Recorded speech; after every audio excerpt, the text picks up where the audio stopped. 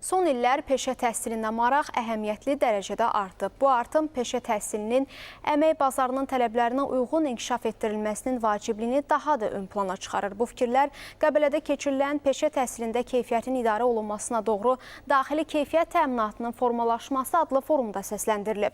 Tədbirin əsas məqsədi peşə təhsili müəssisələrində institusional idarəetmənin təkmilləşdirilməsi, daxili keyfiyyət təminatı sisteminin formalaşdırılması və keyfiyyət mədəniyyətinin təşviqidir.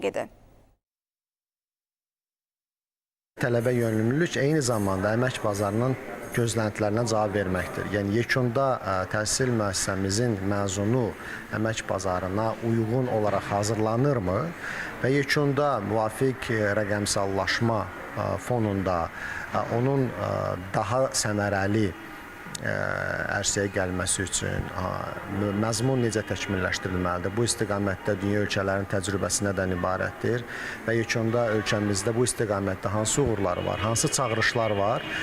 Bunlar müzakirə olunur